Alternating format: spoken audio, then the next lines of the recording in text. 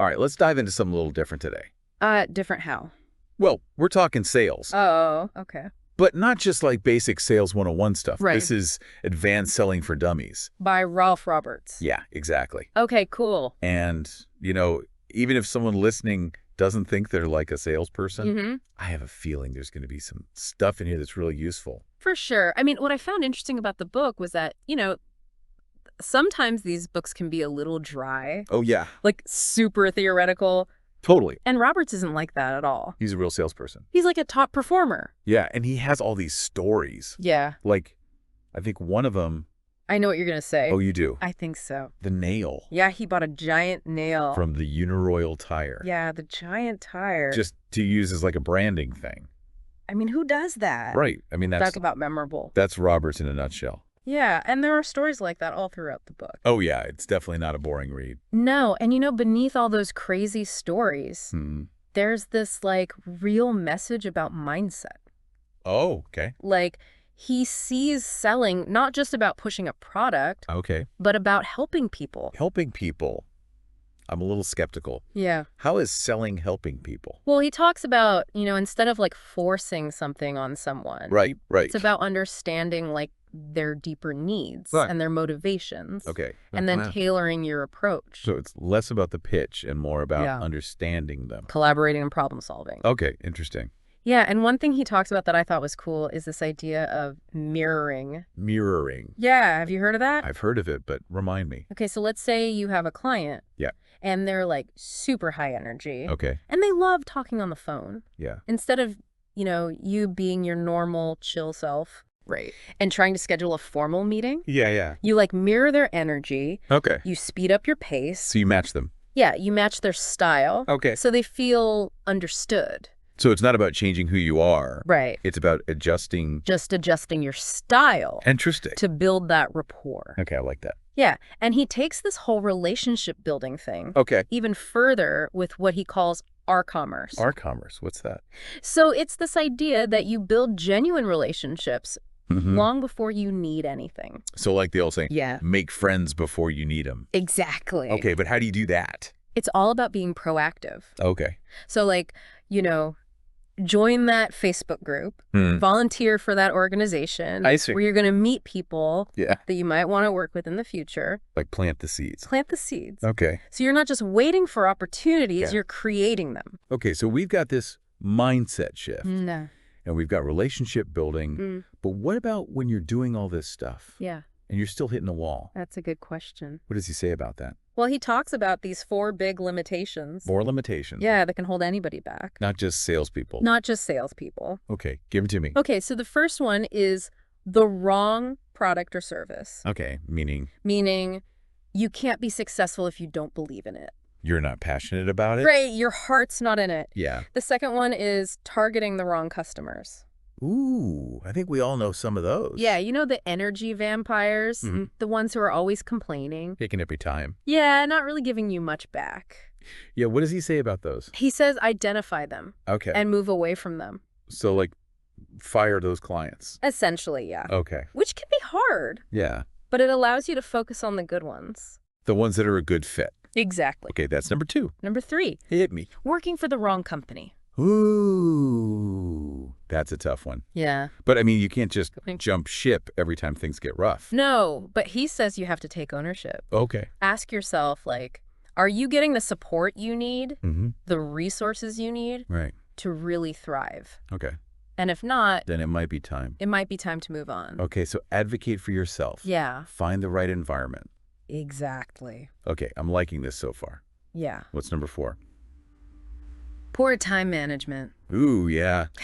Guilty as charged. I mean, there's just never enough time. I know. What does he say about that? Well, he says it's not about finding more time. Okay. It's about maximizing the time you have.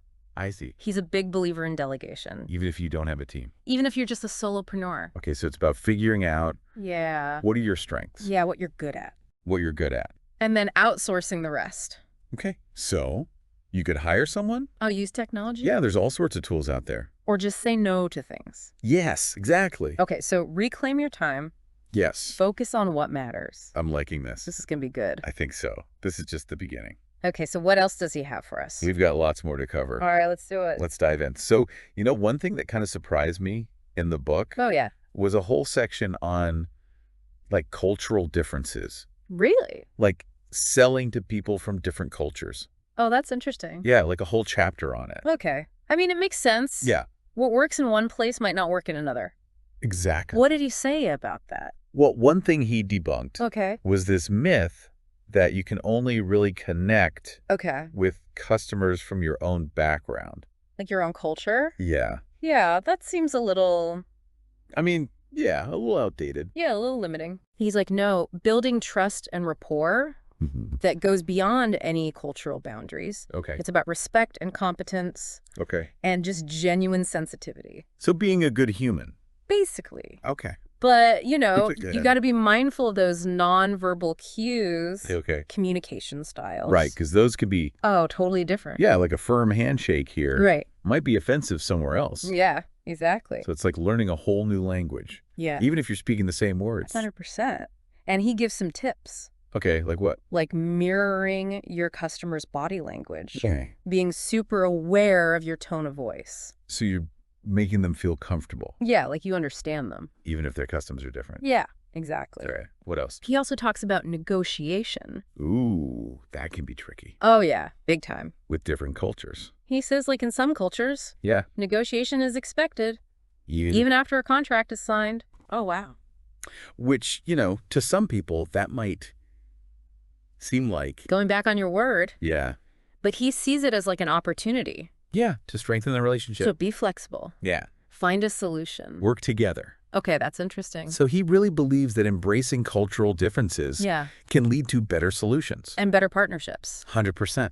Okay, so we're seeing selling less about just like the transaction. Right. More about understanding people. Totally. Yeah. Okay. And speaking of learning from others, he talks a lot about mentorship. Oh, yeah, like having a mentor. Yeah. Someone who's been there, done that. Exactly. Especially when you're like hitting those roadblocks. Totally. He calls it personal partnering. Okay.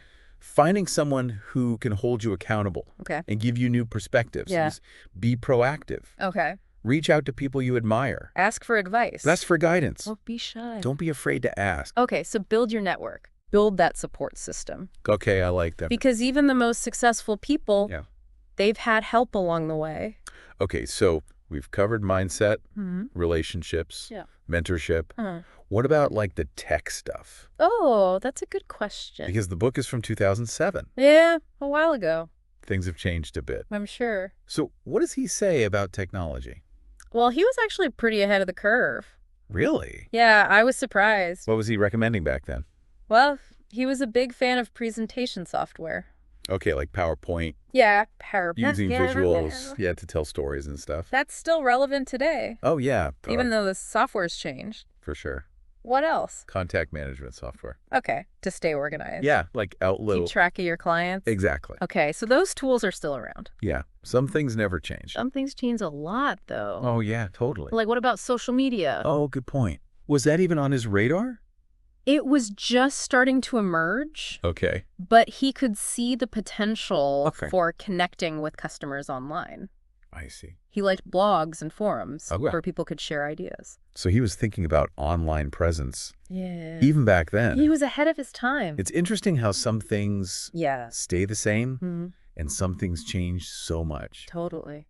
Okay, so let's talk about something that I'm still kind of wrapping my head around. What's that? This whole idea of like being friends with your competitors. Oh, yeah, that one. I mean, is that really a thing? He swears by it. Okay. I'm skeptical. I know, it seems counterintuitive.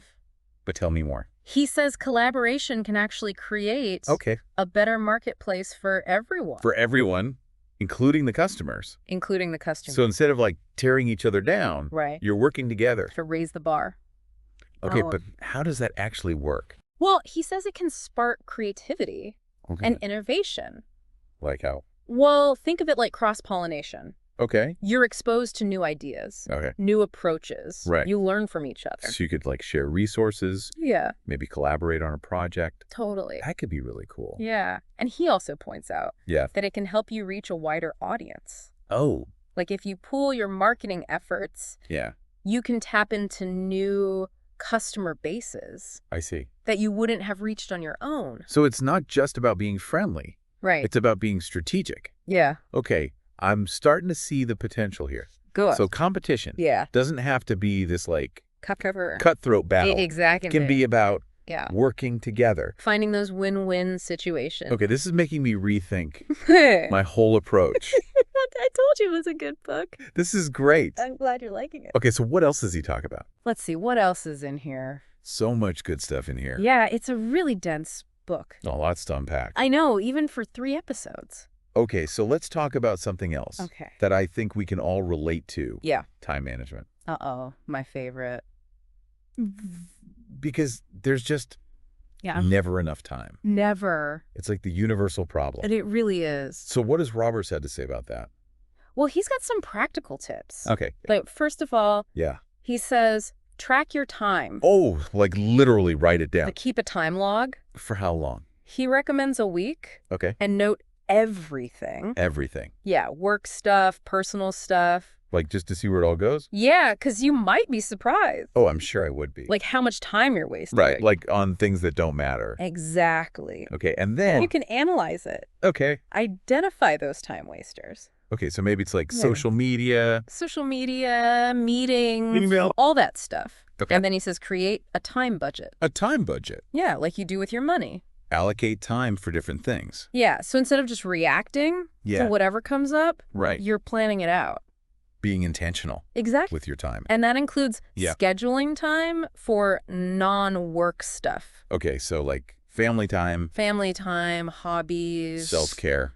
All of it. Okay, so it's not just about being productive at work. Yeah. It's about creating a good life. A balanced life. A life you enjoy. Exactly. Okay. I like that. Because time is precious. It is. You can't get it back. Okay, so time management. Time management. Yeah.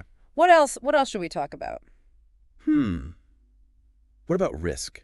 Oh. Because he talks a lot about taking risks. But for a lot of people, that's scary. Oh, yeah. Terrifying. Especially if you're like wired to avoid risk. Right. So what does he say about that? Well, he acknowledges that fear. He does. But he says that taking risks is essential for growth.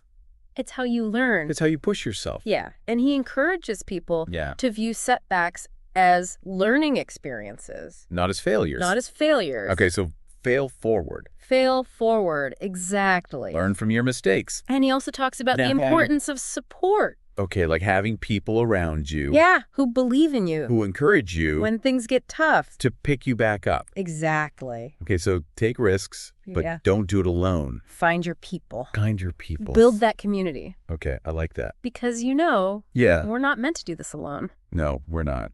Life is a team sport. It really is. All right, so we've covered so much. Mindset. Cultural differences. Time management. Mentorship.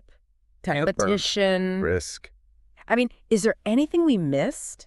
I think we hit the main points, but this is like the tip of the iceberg. Oh, yeah. I mean, we could talk about this book. For days. For days. So if you're interested, go check it out. Advanced Selling for Dummies. By Ralph Roberts. It's a good one. Even if you're not in sales. Yeah, and even though it's from 2007, it's still relevant. All of these principles are timeless. Totally. Okay, so final thoughts. Oh, I do have a good quote. Okay, let's hear it. Roberts says, okay, why take time away from your family? Oh, wow. Only to pursue mediocrity. That's a good one. Right. Like, why are we doing this? Yeah. If it's not something we care about. If it's not meaningful. If it's not making a difference. Exactly. Okay, so that's a good challenge. Yeah, something to think about. All right, so that's it for our deep dive. On advanced selling. We hope you enjoyed it. I did. I did too. Learned a lot. Me too. All right, so until next time. Stay curious. Keep learning. And keep diving deep. We'll see you then.